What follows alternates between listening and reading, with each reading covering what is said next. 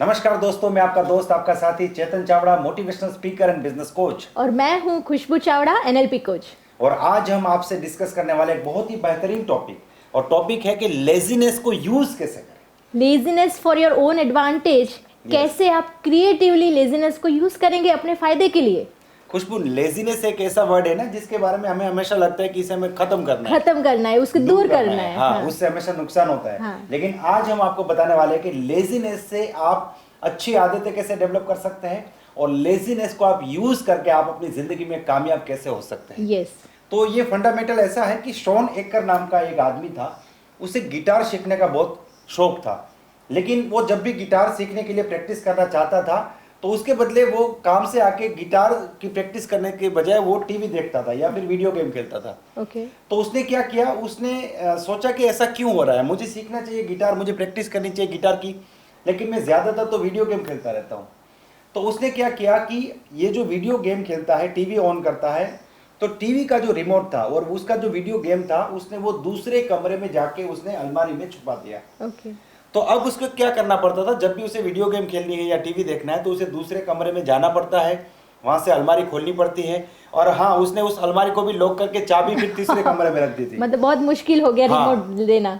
बिल्कुल। तो अब उसे मतलब कि वीडियो गेम खेलने के लिए पहले मेहनत करनी पड़ेगी। 4-5 मिनट का टाइम चला जाता था, मेहनत करनी पड़ती थी, और वो सोचता था कि कौन जाएगा दूसरे कमरे में, कौन चाबी ढूंढे, कौन अलमारी खोले, फिर रिमोट लेके आओ, फिर गेम शुरू करो। तो उसने क्या किया कि उस आदत को उसने डिफिकल्ट बना दिया, और उसके सामने वो जो गिटार बजाने के लिए पहले क्या करना पड़ता था, गिटार उसे वो पैक करके रखता था, अलमारी में रखता था और दूसरे कमरे में। उसके बदले उसने क्या किया, गिटार को उसी कमरे में रखना शुरू किया जहाँ पे वो खुद बैठता था, अपने ड्राइंग रूम में, और वो गिटार को सामने एक टेबल पे खुला रखना उसने शुरू कर दिया। तो अब उसे गिटार बजाने के लिए कुछ नहीं करना है, सिर्फ उसे उठाना और बजाना शुरू करना है। क्या बात है। एग्जैक्टली। तो यहाँ पे उसने क्या किया कि एक आदत, जिस आदत को उसे छोड़ना है उसे मुश्किल कर दिया। उस काम को करने के लिए उसने 30 सेकंड्स ऐड कर दिए। अरे वाह। ठीक है। और जो आदत उसे डेवलप करनी है उसके लिए उसने 30 सेकंड्स यहाँ पे उसने कम कर दिए। मतलब इजी कर दिया प्रोसेस। Yes. उसे जो भी गुड हैबिट्स डेवलप करनी है उसको उसने एकदम इजी बना दिया और कम टाइम में हो सके। मतलब एग्जैक्टली। तो ये 30 सेकंड्स का ही खेल है। बराबर। मतलब कि अगर 30 सेकंड्स मुश्किल है तो आपकी आलस आपको कहेगी कि ये काम मुझे नहीं करना है, और 30 सेकंड्स आसान है तो आलस कम है तो आप उस काम को कर लेंगे। बराबर। तो 30 सेकंड रूल से आप अपनी आलस को यूज करके बुरी आदतों को छोड़ सकते हो और अच्छी आदतें डेवलप कर सकते मतलब इसका मतलब ये हुआ कि नेचुरली हम सब आलसी है।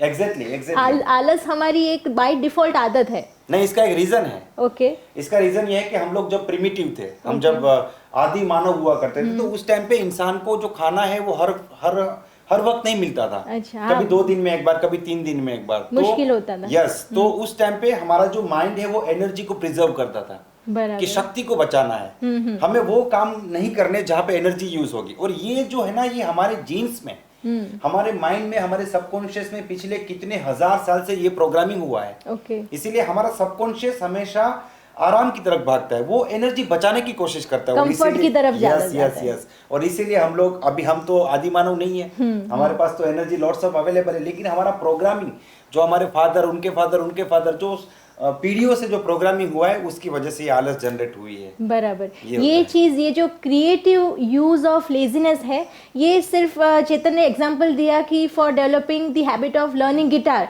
ये चीज़ काफ़ी जगह में यूज़ हो सकती है। मतलब अगर आपको healthy habit, food habits develop करनी है कि मुझे सिर्फ हेल्दी खाना है और जंक फूड नहीं खाना, तो इस फील्ड में भी ये चीज़ अप्लाई हो सकती है। कैसे, मैं बताऊंगी। हाँ। कि मैं क्या करती हूँ, मेरे घर में पहले जंक फूड्स रहा करता था, मैं मंगवाती थी, और घर के मतलब घर में आंखों के सामने भी पैकेट्स जब पड़े होते थे तो we can't resist our self. इतना टेम्पटिंग होता है ना वो केक के पैकेट या फिर वेफर्स के पैकेट, कि तुरंत खोल के ऐसा मन हो कि मैं खा लूँ, कितना टेस्टी लगेगा। उसके बदले अब मैं क्या करने लगी हूँ कि कम से कम ऐसे पैकेट्स घर में मंगवाऊंगी, और नज़र के सामने हमेशा सैलड्स, वेजिटेबल सैलड्स रखी होंगी, ताकि जैसे ही भूख लगे तुरंत उसे लेके हम खा सके। गाजर भी छील के सामने रखे हुए होंगे, लाल, एकदम मस्त, हेल्दी, दिखने में भी इतने अच्छे लगते हैं कि जैसे ही मन हुआ कि भाई थोड़ी सी भूख लगी है, एनर्जी की ज़रूरत है, तो तुरंत गाजर उठा के खा लिया। मतलब इससे क्या होता है कि हमारा जो जंक फूड खाने की जो आदत थी वो इससे कम हो जाती है, मतलब पेट में जंक फूड जाता ही नहीं है, क्योंकि उसके लिए आपको क्या करना पड़ेगा, बाजार जाना पड़ेगा, मंगवाना पड़ेगा, फिर लेके आओगे, फिर खाओगे। उससे अच्छा है चलो अभी जो सामने दिख रहा है वो खा लो। तो मैं डाइनिंग टेबल में भी एक बाउल रखती हूँ सैलड्स का, तो बच्चे भी आते जाते हैं उसमें से कुछ थोड़ा उठा के खा लेंगे। फ्रूट्स भी ऐसे रखूँगी कि उनको दिखेंगे, जब नज़र के सामने ग्रेप्स भी मस्त अट्रैक्टिव रखी हुई होती है ग्रीन कलर की, तो ऐसे मन होता ही है कि एक दो डाल ही दे मुंह में। तो ये भी एक तरीका है to use your creativity, to use your laziness for your own benefit. Yes exactly, मेरे साथ क्या होता था, मैं जब फ्लाइट में ट्रैवल करता हूँ तो पहले मैं भी मोबाइल में फिल्में देखता था। ज़्यादातर लोग 99% लोग यही काम करते हैं फ्लाइट में, क्योंकि वहाँ पे टावर आते नहीं है तो सोशल मीडिया चलता नहीं है, वो लोग फिर मोबाइल में या लैपटॉप में फिल्में देखते हैं। ओके। मैं क्या करता हूँ, मैं अपनी जो हैंड बैग होती है उसमें एक बुक रखता हूँ, और अपने फोन में कोई मूवी नहीं रखता हूँ, मैं कोई डाउनलोडेड मूवी रखता ही नहीं हूँ। तो जब मुझे, जैसे अहमदाबाद से कोलकाता है वो 2.5 घंटा 3 घंटे का फ्लाइट होता है, तो उसमें बोर हो जाते हैं हम, तो क्या करेगा आदमी, ढूंढेगा, मोबाइल में कुछ है नहीं, हाँ। कोई मूवी नहीं है, और अगर देखनी है तो डाउनलोड करनी पड़ेगी। हाँ, और वहाँ पे इंटरनेट आ नहीं रहा है। हाँ। तो वहाँ पे फाइनली हम क्या करते हैं, किताब उठाते हैं, और किताब एकदम सामने है, बुक एकदम सामने आसानी से, और वो भी हैंड बैग में। आप लगेज बैग में डालोगे तो फिर आप पढ़ नहीं पाओगे। तो सेम चीज है कि जो जहाँ पे टाइम बर्बाद हो रहा है, जहाँ पे टाइम वेस्ट हो रहा है, कुछ लोग क्या करते हैं, लाइब्रेरी में बुक्स रख देते हैं, तो हाँ, फिर अलमारी बंद कर देते हैं। उसको आप कभी देख नहीं पाओगे, कभी उसको पढ़ नहीं पाओगे। इसीलिए मैंने अपने घर में लाइब्रेरी का जो कवर होता है वो ट्रांसपेरेंट रखा है। हाँ। ताकि हर रोज हमें वो दिखे कि इतनी बुक्स है।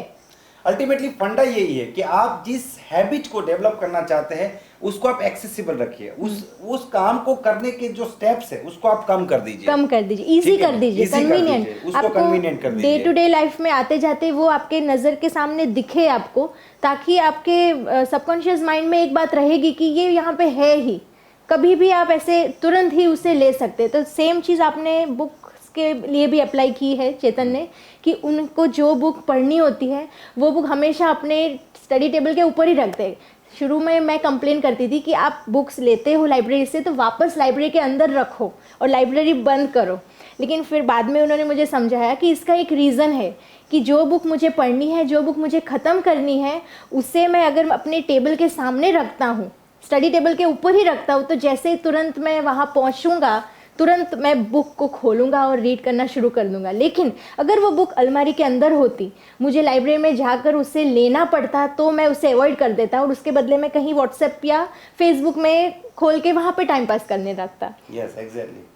कुछ लोग क्या करते हैं, जैसे वो जिम करना चाहते हैं, एक्सरसाइज करना चाहते हैं, ठीक है, तो मान लीजिए आपका जो जिम है, वो जिम जाने के लिए आपको ट्रैवल करना पड़ेगा, आपने 5 किलोमीटर दूर जो है अपने जिम में एडमिशन लिया हुआ है, या फिर आपको एक दूसरा रास्ता पकड़ना पड़ेगा, तो आप अमूमन जो है उस जिम में आप जाएंगे ही नहीं।